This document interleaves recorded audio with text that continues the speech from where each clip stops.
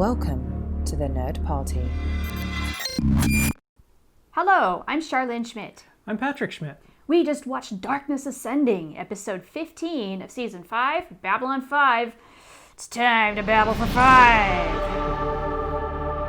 Guess who's back?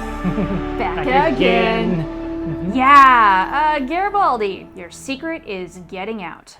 It's very apparent, despite all the denial and all the lying already, that he does not have control over this situation.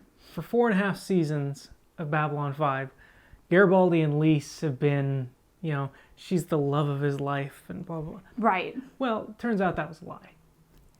Because you don't do what he did to the love of your life. Well, this is what happens when addiction takes hold. But until and unless something bad really happens, then he's going to think he has it under control. And I don't think losing Lise is enough of a loss for him to want to change. That's a huge price. Yeah. So to see this in action, it just makes me sad. I know enough about Babylon 5 now to know that not everything's a redemption story.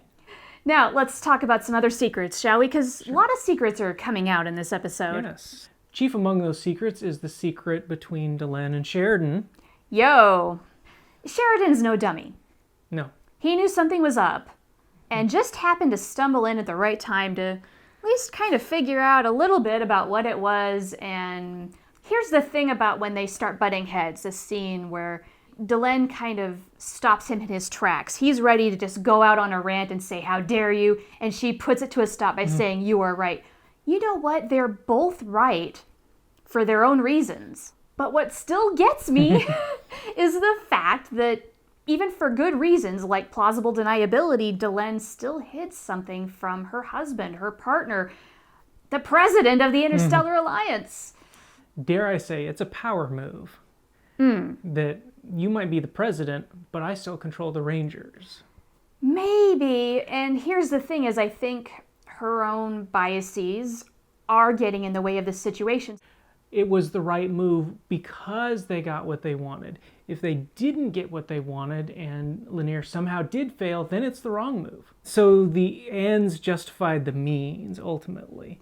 Now think about if Lanier had died on this quest, she would be wrought with guilt for the rest of her life. Would she really be able to deal with that?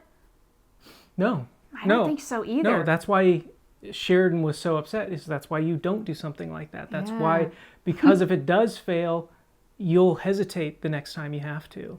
And you can't hesitate, and I think he knows that. Sheridan is a little better at this than Delenn is.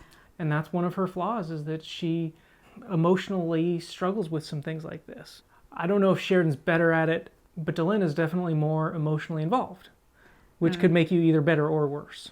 One scene that stood out to me in this watch is her very emotionally expressive moment when she finds out that Lanier is alive. She goes out into the hall, and about 10,000 emotions go through Mira Furlan's face as she acts this out.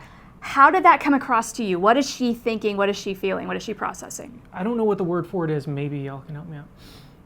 The word for when you get really close to disaster, but you're able to avert it, and you start looking back and saying, oh my gosh, where it's like you're pre-grieving what could have been a huge loss. Interesting. Also, we're now on the abyss of going to war potentially with the Centauri, and I think that's a part of it too. Hence the hug with Londo. Do it while you can. Basically, Londo is being canceled out of meetings and whatnot. Yep. Poor Londo, and he doesn't even really figure it out until later when the Centauri are trying to do their fake news campaign saying, hey, they're trying to frame us, blah, blah, blah, blah, blah, blah. Yeah. Turns out, guys, Interstellar Alliance was right all along on this one. And I had a theory at the beginning of this episode. Ooh, what was it? I had a theory, got completely blown up by the end of the episode. Okay. But my theory was that right when they were talking about they need a ship in hyperspace, we saw somebody who had a base in hyperspace. That's right. And it was the Psi-Corps. By the end of the episode, we saw it wasn't the Psi-Corps, it was Centauri, but I still think there might be a Psi-Corps connection. It's a good thing that the traditional enemies of the Centauri, the Narn, now have the help of maybe the most powerful telepath in the universe. Yo, good segue. We've got to talk about Lyta and G'Kar here. G'Kar wanted telepath DNA, approached Lyta and asked. Well, she remembered. Turns out they both have a fairly decent ally in one another now. All right, I gotta ask. Lyta and G'Kar, do you ship them? Oh, God, no. Are you kidding? This is the best idea ever. No, it's not. Lest we forget, sex is still a weapon in negotiations and politics. Lest we forget, Right? That hasn't changed. Well, how about with that, we go on to the next episode and see what happens as the you-know-what goes down. The darkness has Absolutely. ascended, now what?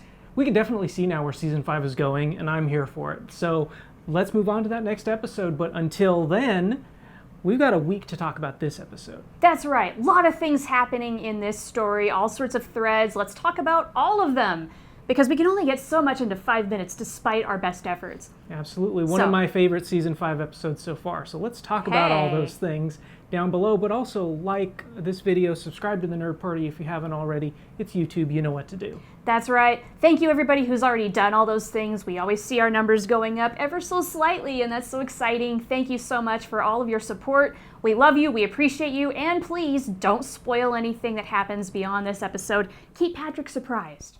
Yeah, and until next week, guys, thanks.